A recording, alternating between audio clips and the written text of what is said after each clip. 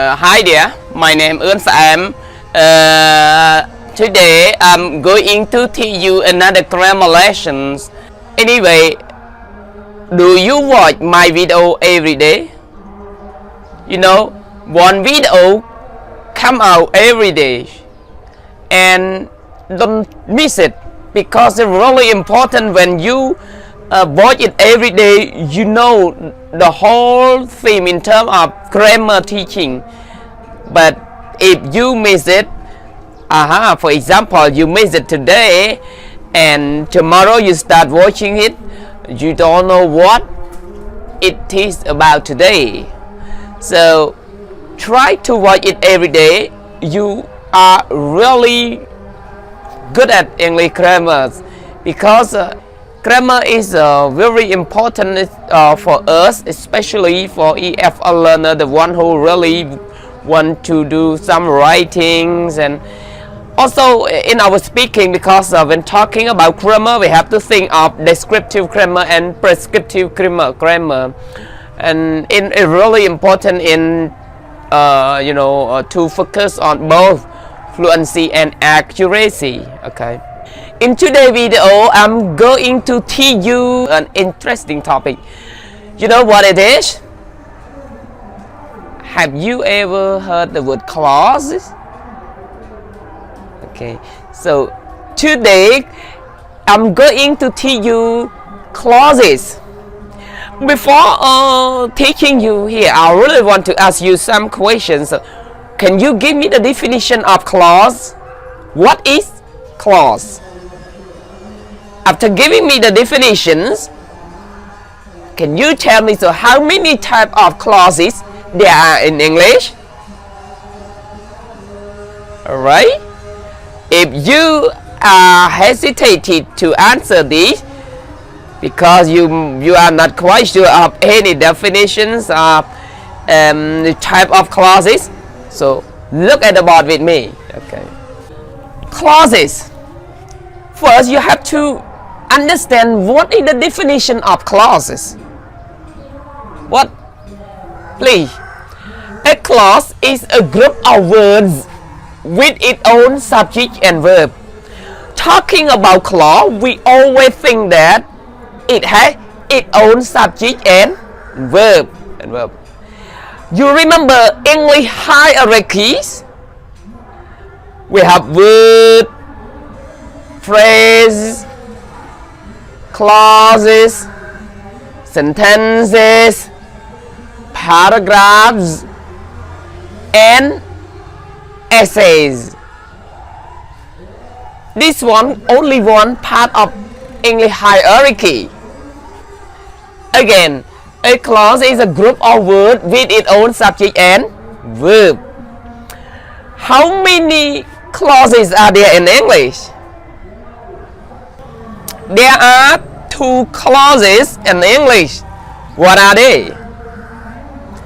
Number one is independent clauses. Sometimes it is called main clause.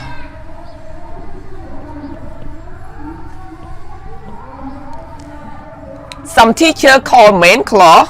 Some teacher call independent clause. Independent clause, we have I see.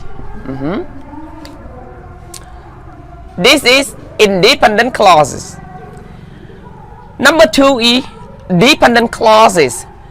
Dependent clauses, we can write DC. Another name of dependent clauses is subordinate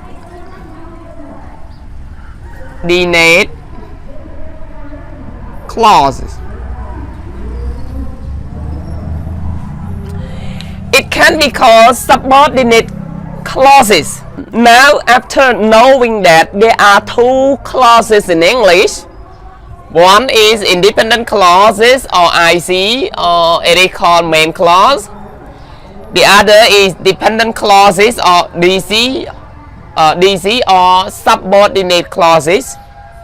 Now take a look at its definition. So what is the IC or independent clause?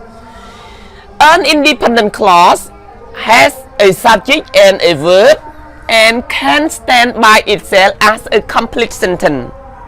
Yeah.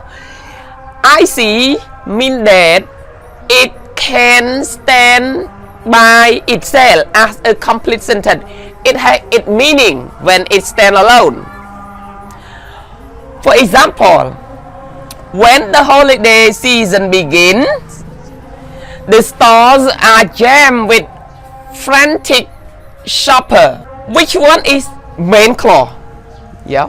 Which one is main clause in this sentence? So the sentence is called complex sentence. But when talking about complex sentence, we always think of two clauses. One is IC, the other is DC. So what is IC in these sentences? For example, when the holiday season, and without this sentence, do you think that it has a complete thought? No. But if you leave it out,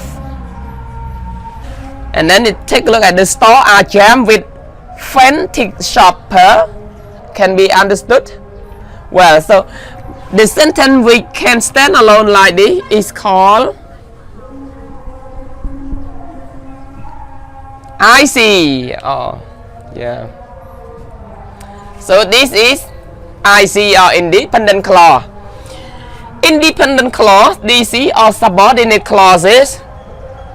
The definition is that if we know that even it is IC or DC, it has its subject and verb, but a dependent clause cannot stand by itself as a sentence. It is only part of a sentence, mean that dependent clause cannot stand alone. When it stands alone, it does not have a complete thought. It is not meaningful. Well, look at the example. When the holiday season begins, the stores are jammed with frantic shoppers. On the top here, we can see that the store to the shopper here is the IC, so it can stand alone and it has a complete thought. But this one, if you omit it, if you delete it, then you think of when the holiday season begins, it cannot stand alone. It does not have a meaning. Yeah, so it is called the DC or dependent clause. One more we call subordinate clause. Again, clause is a group of words with its own subject and verb. Okay, clause have its own subject and verb. There are two clauses. One is independent clauses or IC. Another name of independent clauses is called is main clauses. What is IC? IC means it has a subject and verb and can stand by itself as a complete sentence. It means that it can stand alone and it is meaningful. How about DC or dependent clauses? DC or subordinate clauses? Subordinate clauses cannot stand by itself as a sentence. It is only part of a sentence. It means that dependent clause cannot stand alone. It is not meaningful, in lack of meanings. Okay, here. Does it make sense, everyone? If you are not quite sure of any part here, please write your question. I try my best to reply to all your questions. But don't forget to watch it every day. As I said, everything is made in order. If you miss one, you might find it difficult to understand the other. Well, we come to the end of my presentation. Thank you very much for watching my video. But please have subscribed to my channel in order to get more and more video. Well, see you later. Bye bye.